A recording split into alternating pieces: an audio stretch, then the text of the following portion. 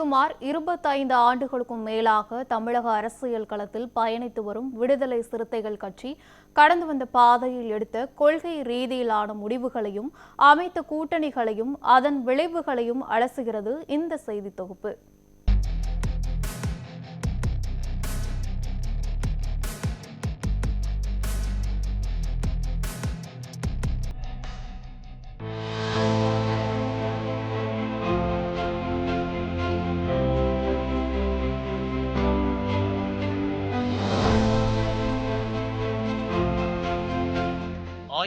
1990களில் தேர்தல் புறக்கணிப்பு பாதையில் இருந்த விடுதலை சிறுத்தைகள் கட்சி 1999இல் தனது நிலைப்பாட்டை மாற்றிக்கொண்டு தேர்தல் பாதையில் தனது அரசியல் பயணத்தை தொடங்கியது. 1999 நாடாளுமன்ற தேர்தலில் மூப்பனாரின் தமிழ் மாநில காங்கிரஸ் கட்சியுடன் கூட்டணி அமைத்து விசிக முதலாக தேர்தலில் போட்டியிட்டது.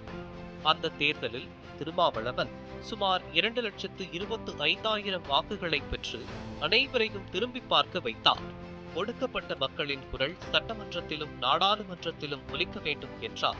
வெற்றிக்கான வாய்ப்புள்ள பெரிய கட்சிகளுடன் கைகோர்க்க வேண்டியது அவசியம் என கருதிய திருமாவளவன் 2001 சட்டமன்ற தேர்தலில் திமுக கூட்டணியில் இணைந்து போட்டியிட முடிவு செய்தார்.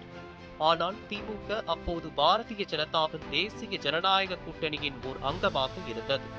இது விடுதலை சிறுத்தைகளுக்கு சித்தாந்த ரீதியில் ஒரு நெருடலாக அமைந்தது. விடுதலை சிறுத்தைகள் போன்ற ஒரு சித்தாந்தம் சார்ந்த கட்சி தேர்தல் வெற்றிக்காக தனது கொள்கைகளில் சமரசம் செய்து கொள்வதா என்ற கேள்வி எழுந்தது. ஆனால் திமுகவுடன் தான் கூட்டணி, பாஜகவுடன் அல்ல என திருமாவளவன் அதற்கு விளக்கம் கொடுத்தார். இருந்தாலும் பாஜக கூட்டணியில் இணைந்து போட்டியிட்ட தேர்தலின் முடிவுகள் விடுதலை சிறுத்தைகள் கட்சிக்கு ஏமாற்றத்தையே அளித்தன. பாரதிய ஜனதாவும் இடம்பெற்ற கூட்டணியில் இணைந்து 8 இடங்களில் போட்டியிட்ட விசிகாவால் ஒரு தொகுதியில் கூட வெற்றி பெற முடியவில்லை. 2001 சட்டமன்ற தேர்தலில் 8 தொகுதிகளில் போட்டியிட்ட விசிக சுமார் 1,45,000 வாக்குகளை மட்டுமே பெற்றது. இதையடுத்து தனது கொள்கைக்கு எதிரான பாஜக கூட்டணியை தவிர்க்க முடிவு செய்த விசிக 2004 நாடாளுமன்ற தேர்தலில் இரு திராவிட கட்சிகளையும் தவிர்த்து தனது தலைமையில் மக்கள் கூட்டணி அமைத்தது. இதில் விசிக, புதிய தமிழகம், மக்கள் தமிழ் தேசம், ஐக்கிய ஜனதா தளம் மற்றும் இந்திய தேசிய லீக் ஆகிய கட்சிகள் இடம்பெற்றிருந்தன. இந்த தேர்தலில் 8 இடங்களில் போட்டியிட்ட விசிகாவிற்கு 5,40,000 வாக்குகள் கிடைத்தன.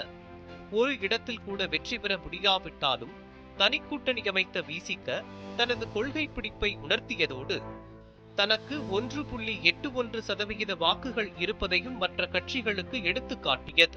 இந்த காலகட்டத்தில் தேர்தல் அரசியலை கற்று தேர்ந்த விசிக 2006 சட்டமன்ற தேர்தலில் தனது வியூகத்தை மீண்டும் மாற்றி அதிமுக கூட்டணியில் இணைந்தது.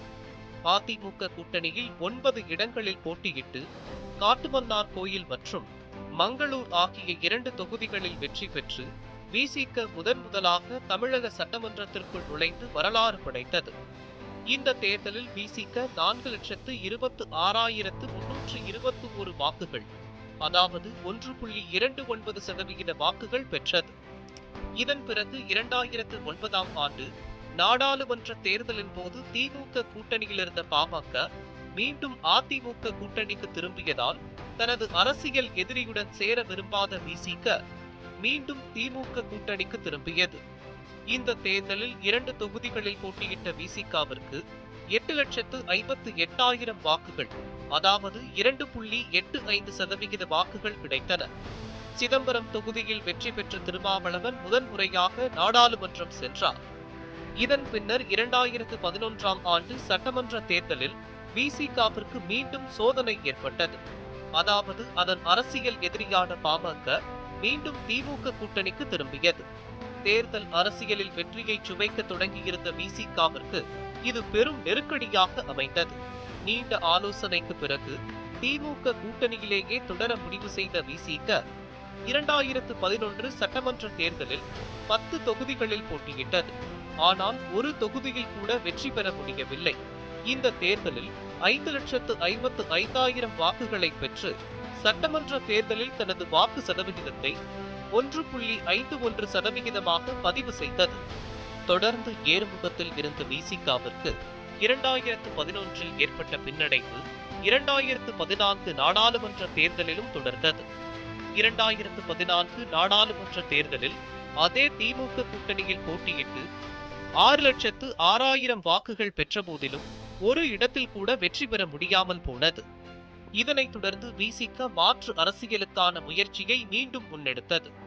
2016இல் திராவிட கட்சிகளுக்கு மாற்றாக இடதுசாரிகள் மற்றும் மதிமுகவுடன் இணைத்து மக்கள் நல கூட்டணியை உருவாக்கியது. சாதியவாத மற்றும் மதவாத சக்திகளுடன் சமரசம் செய்யாத ஒரே அணி என்ற பிம்பத்தை மக்கள் நல கூட்டணி முன்வைத்தது. திமுக மற்றும் அதிமுகவை விட தங்களின் அணிதான் உண்மையான மதச்சார்பற்ற அணி என்று விசிக வாதிட்டது. 2016 சட்டமன்ற தேர்தலில் இக்கூட்டணி மிகப்பெரிய எதிர்பார்ப்பை ஏற்படுத்தியது. ஆனால் தேர்தல் முடிவு இக்கூட்டணிக்கு பெரும் ஏமாற்றத்தையே அளித்தது. போட்டியிட்ட 25 இடங்களிலும் விசிக தோல்வியடைந்தது. விசிகவிற்கு 3,31,000 வாக்குகளே கிடைத்தன. எனினும் தமிழக அரசியலில் பெரும் எதிர்பார்ப்பை ஏற்படுத்திய ஒரு சுயேட்சையான அரசியல் சக்தியாக இந்த தேர்தலின் மூலம் விசிக தன்னை நிலைநிறுத்திக் கொண்டது. இதன் பிறகு ஏதாவது ஒரு திராவிட கட்சியை சார்ந்தே தனது வளர்ச்சி என்ற முடிவிற்கு வந்த விசிக தனது கொள்கைகளில் மதவாத எதிர்ப்பு என்பதை முன்னிலைப்படுத்த தொடங்கியது.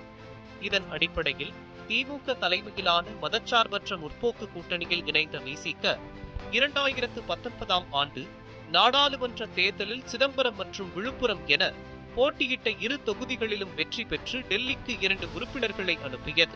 அந்த தேர்தலில் 4,81,000 வாக்குகளை பெற்று தனது வாக்கு சதவிகிதத்தையும் 1.15% சற்றே உயர்த்தி கொண்டது. இதனைத் தொடர்ந்து 2021 சட்டமன்ற தேர்தலில் அதே திமுக கூட்டணியில் 6 இடங்களில் போட்டியிட்டு 4 இடங்களை கைப்பற்றியது. 4,57,000 வாக்குகளை பெற்று சட்டமன்ற தேர்தலிலும் தனது வாக்கு சதவிகிதத்தை சுமார் 1% மீண்டும் உயர்த்தி கொண்டது. இதையடுத்து நடைபெற்ற 2024 நாடாளுமன்ற தேர்தல் விசிகவிற்கு மிகவும் முக்கியமான தேர்தலாக அமைந்தது. சிதம்பரம் மற்றும் விழுப்புரம் ஆகிய 2 தொகுதிகளிலும் தனது சொந்த சின்னமான பானை சின்னத்தில் போட்டியிட்டு வெற்றி பெற்ற விசிகவிற்கு தேர்தல் ஆணையத்தால் அங்கீகரிக்கப்பட்ட மாநில கட்சி என்ற அந்தஸ்து கிடைத்தது. இந்த தேர்தலில் 9,82,000 வாக்குகளை பெற்ற விசிக தனது வாக்கு சதவிகிதத்தை 2.25% உயர்த்தி கொண்டது. 50 ஆண்டுகால தமிழக அரசியலில் திமுக மற்றும் அதிமுக ஆகிய 2 கட்சிகளுமே ஊழல், மதுபான கொள்கை மற்றும் குடும்ப அரசியல் ஆகியவற்றில் ஒன்றுக்கொன்று சளைத்தவை அல்ல என்ற விமர்சனம் தொடர்ந்து இருந்து வரும் நிலையில் தூய்மையான மற்றும் கொள்கை சார்ந்த அரசியலை முன்வைக்க விரும்பும் கட்சிகளால் தேர்தல் அரசியலில் வெற்றி பெற முடியாமல் போவது தரவுகளிலிருந்து தெரிய வருகிறது. இதன் காரணமாகவே இந்த இருவரும் கட்சிகளை சார்ந்தே இருக்கக்கூடிய நிலையில் விசிகவும் இருப்பதாக கூறப்படுகிறது. புதிதாக களத்திற்கு வந்திருக்கும் தாவேகாவின் அழைப்பை திருமாவளவன் ஏற்காமல் போனதற்கு மாற்று அரசியலுக்கான விசிகவின் முந்தைய முன்னெடுப்புகள் தோல்வியில் முடிவடைந்ததே காரணமாக சுட்டிக்காட்டப்படுகிறது.